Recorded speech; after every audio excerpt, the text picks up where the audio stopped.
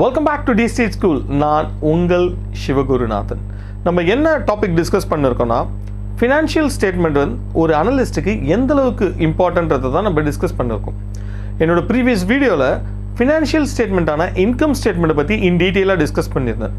அதாவது profit and loss statement மூலமாக என்ன மாதிரி இன்ஃபர்மேஷன் நம்ம தெரிஞ்சுக்கலாம், ஒரு கம்பெனி எவ்வளோ இன்கம் ஜென்ரேட் பண்ணியிருக்காங்க, அந்த இன்கம்மை ஜென்ரேட் பண்ணுறதுக்கு எவ்வளோ எக்ஸ்பென்சஸ் இன்கர் ஆச்சு, இந்த மாதிரி பல இன்ஃபர்மேஷனை பற்றி நான் டிஸ்கஸ் பண்ணியிருந்தேன். அது மட்டும் இல்லாமல் ஒரு company over the period of time எவ்வளோ இன்கம் ஜென்ரேட் ஆகிருக்கு, எதில் அதிகமாக எக்ஸ்பென்ஸ் இன்கர் ஆகிருக்கு, அந்த இன்கம் ஸ்டேட்மெண்ட்டை அவங்களோட காம்படிட்டர் மூலமாக வச்சு எது பெஸ்ட்டு, எப்படி அனலைஸ் பண்ணலான்றத இன்ஃபர்மேஷனை இன் டீட்டெயிலாக நான் டிஸ்கஸ் பண்ணியிருந்தேன். அந்த வீடியோவை பார்க்காதவங்க கண்டிப்பாக பாருங்கள், ரொம்ப உங்களுக்கு பயனுள்ளதாக இருக்கும். இன்றைக்கி நம்ம எதை பற்றி டிஸ்கஸ் பண்ண போகிறோம்னா, ஃபினான்ஷியல் ஸ்டேட்மெண்ட்டில் இருக்க அடுத்த பேலன்ஸ் ஷீட்டை பற்றி தான் நம்ம இன்றைக்கி டிஸ்கஸ் பண்ண போகிறோம். அதாவது பேலன்ஸ் ஷீட்னா என்ன, பேலன்ஸ் ஷீட் எவ்வளவு முக்கியமானது, அது மூலமாக என்ன மாதிரி இன்ஃபர்மேஷன்லாம் நம்ம தெரிஞ்சுக்கலாம், ஒரு கம்பெனி அனலைஸ் பண்ணுறதுக்கு பேலன்ஸ் ஷீட்டோட ரோல் என்ன, அதில் என்னென்ன டேர்ம்ஸ் இருக்குன்றதை இன் டீட்டெயிலாக நம்ம இன்றைக்கி டிஸ்கஸ் பண்ண போகிறோம். வாங்க நேயர்களே, இன்றைக்கி செஷனில் நம்ம போகலாம்.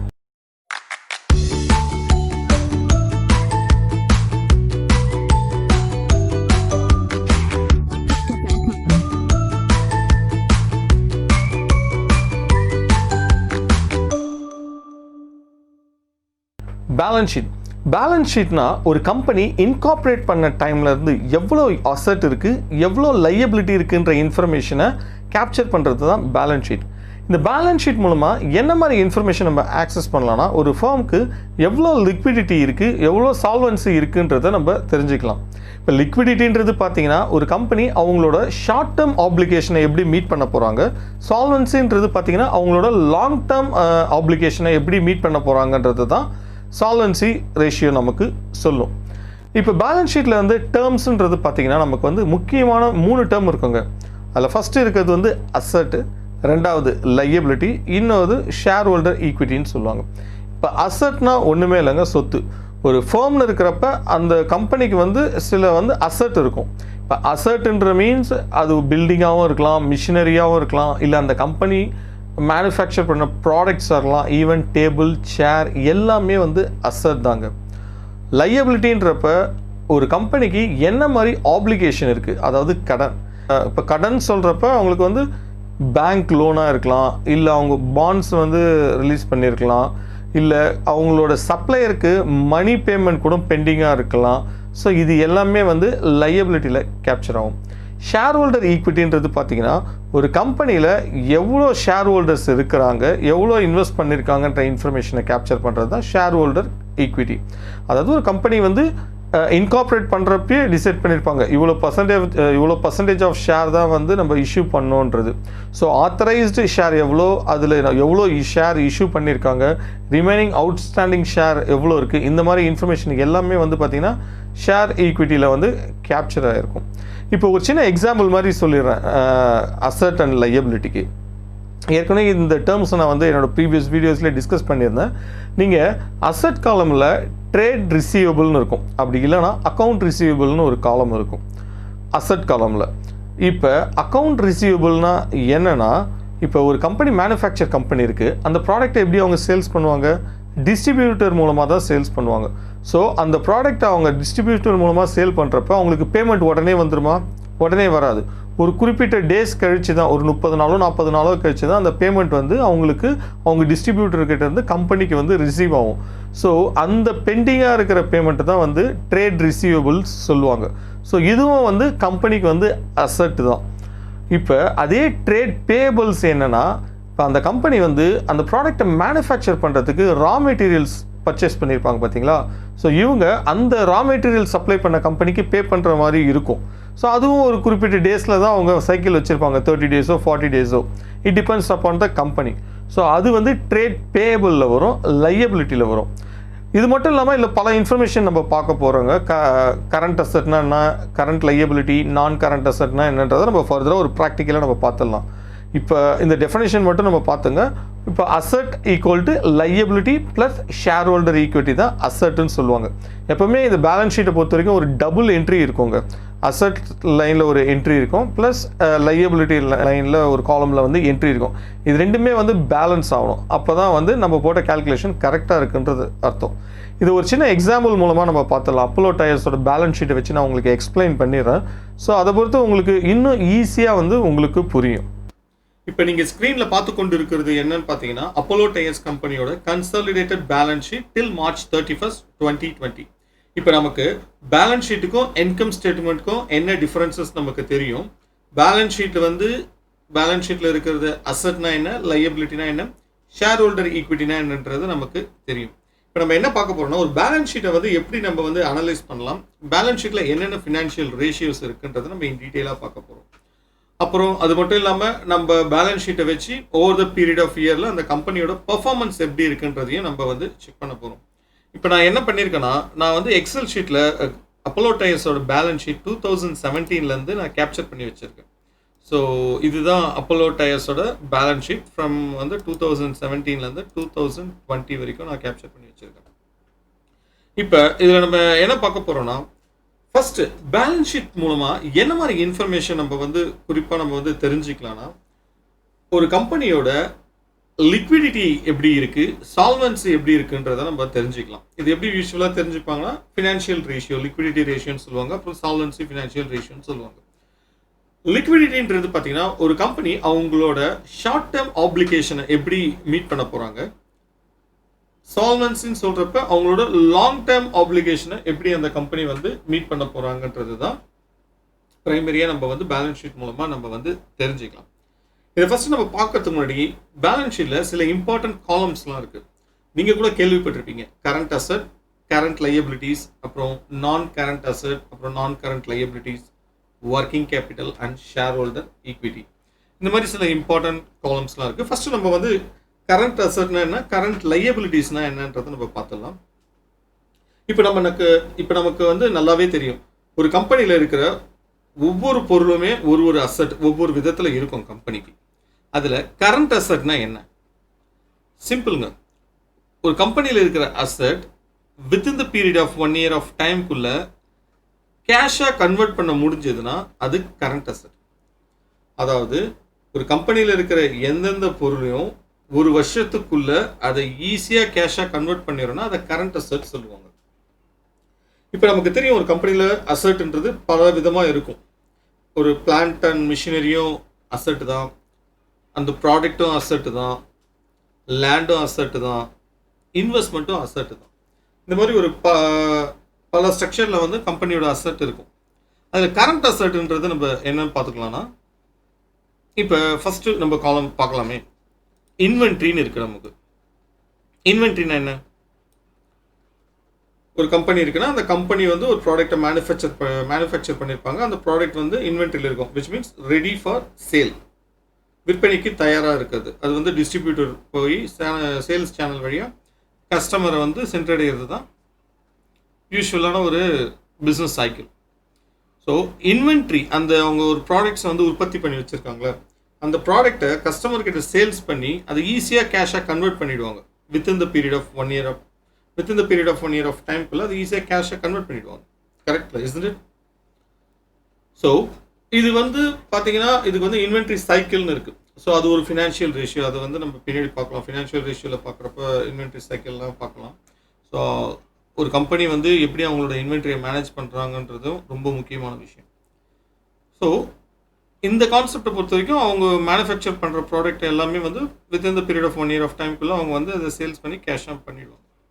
இப்போ ட்ரேட் ரிசீவபிள் இருக்குது பார்த்தீங்களா, அதுவும் வந்து கரண்ட் அசட் தான். இப்போ கம்பெனி வந்து ஒரு ப்ராடக்ட்டை மேனுஃபேக்சர் பண்ணிட்டாங்க, அது எப்படி வந்து கஸ்டமர்கிட்ட எடுத்துன்னு போவாங்க?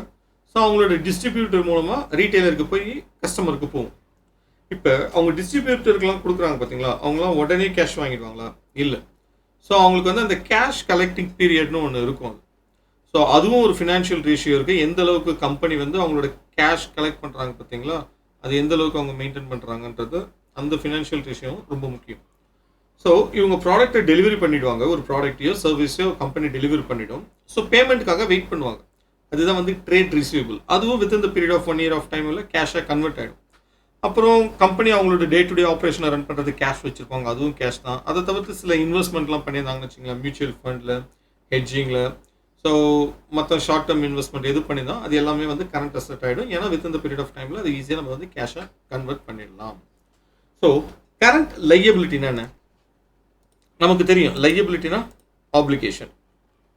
ஸோ கரண்ட் லையபிலிட்டினா ஷார்ட் டேர்ம் ஆப்ளிகேஷன். அதாவது ஒரு company within the period of 1 year of டைமில் என்னென்ன மாதிரி ஆப்ளிகேஷன் இருக்குன்றது தான் வந்து கரண்ட் லையபிலிட்டி. ஒரு கம்பெனி வந்து அவங்க எதனா ஷார்ட் டேர்மாக ஒரு கடன் வாங்கியிருக்கலாம், இல்லை அவங்களோட லாங் டேர்ம் ஆப்ளிகேஷன் இந்த இயர்க்குள்ளே வந்து கம்ப்ளீட் பண்ணுற மாதிரி இருக்கலாம். ஸோ அந்த ஷார்ட் டேர்ம் ஆப்ளிகேஷன்றது பார்த்தீங்கன்னா அந்த ஃபினான்ஷியல் இயரில் என்னென்ன ஃபினான்ஷியல் ஆப்ளிகேஷன் இருக்குன்றது தான். இப்போ கரண்ட் அசெட்டில் நம்ம ட்ரேட் ரிசீவபிள் பார்த்தோம். இப்போ ஷார்ட் டேர்ம் கரண்ட் லையபிலிட்டியில் வந்து பார்த்தீங்கன்னா ட்ரேட் பேயபிள்ஸ் இருக்கும். ட்ரேட் பேயபிள்ஸ்ன்றது என்னன்னா, ஒரு கம்பெனி அவங்க ப்ராடக்ட்டை மேனுஃபேக்சர் பண்ணுறப்ப அதுக்கான ரா மெட்டீரியல் அவங்க சப்ளையர் கிட்ட இருந்து வாங்குவாங்க பார்த்தீங்களா. ஸோ அதுவும் அவங்க இமீடியட்டாக கேஷ் கொடுத்துட மாட்டாங்க, அது ஒரு சைக்கிளில் தான் போகும் அதுவும். ஸோ அதுதான் வந்து ட்ரேட் பேயபிள்னு இருக்காங்க. ஏன்னா அந்த கம்பெனி வந்து அந்த ரா மெட்டீரியல் பர்ச்சேஸ் பண்ணதுக்கு அமௌண்ட் வந்து திரும்பி பே பண்ணணும், ஒரு குறிப்பிட்ட பீரியடில் பண்ணிவிடுவாங்க. ஸோ அதுதான் வந்து ட்ரேட் பேயபிள்ஸ். இப்போ இந்த கம்பெனி வந்து இன்னொரு கம்பெனி ரா மெட்டீரியல் சப்ளை பண்ண கம்பெனிக்கு பே பண்ணுறாங்க பார்த்தீங்களா, அவங்களுக்கு அது ட்ரேட் ரிசீவபிளாக இருக்கும். ஸோ இந்த கம்பெனிக்கு இது ட்ரேட் பேயபிள்ஸ். அது மட்டும் இல்லாமல் கரண்ட் எதனா டேக்ஸ் எதனா இருக்குன்னா பே பண்ண வித் இந்த பீரியட் ஆஃப் டைமில் எதனா டேக்ஸ் பே பண்ண மாதிரி எதனா இருக்குதுன்னா, ஸோ அது எல்லாமே வந்து பார்த்தீங்கன்னா உங்களுக்கு வந்து கரண்ட் லையபிலிட்டிஸ் ஆகிடும். இப்போ நம்ம அடுத்து என்ன பார்க்கணும்னா நான் கரண்ட் அசெட். நம்ம கரண்ட் அசெட்னா என்னன்னு பார்த்துட்டோம். அதுவே நான் கரண்ட் அசெட்ன்றது பார்த்தீங்கன்னா அந்த கரண்ட் அசெட்டோட ஆப்ளிகேஷனை வந்து மீட் பண்ணாமல் மிஸ் ஆகிடுச்சுன்னா நான் கரண்ட் அசெட். அதாவது இந்த அசெட் எல்லாமே வந்து பார்த்தீங்கன்னா 1 year பீரியட் ஆஃப் டைமில் வந்து கேஷாக கன்வெர்ட் பண்ண முடியாது, இட் டேக்ஸ் மோர் டைம். அது எல்லாமே வந்து பார்த்தீங்கன்னா நான் கரண்ட் அசெட்.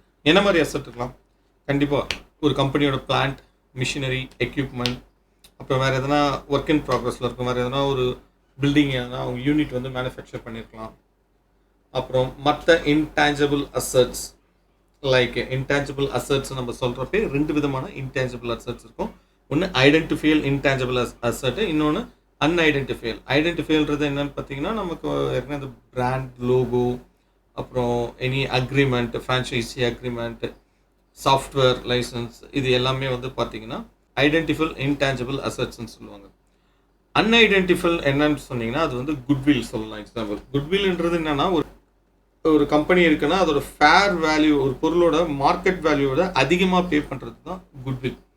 இப்போ எக்ஸாம்பிள் சொன்னோன்னா ஃபேஸ்புக் வந்து வாட்ஸ்அப்பை வந்து அக்யூர் பண்ணாங்க, புரியுதுங்களா? ஆனால் அதோட மார்க்கெட் வாட்ஸ்அப்போட கரண்ட் வேல்யூவோட அதிகமாக தான் பே பண்ணாங்க. ஏன்னா ஃபேஸ்புக் என்ன நினச்சாங்கன்னா அது மூலமாக அவங்களுக்கு நிறைய வருமானத்தை ஈட்டெடுக்கலாம். ஏன்னா அந்தளவுக்கு கன்சியூமர் டேட்டாபேஸ் இருந்தது வாட்ஸ்அப்புக்கு. ஸோ அதனால் வந்து அவங்க அதிகமாக வந்து பே பண்ணி வாங்கினாங்க.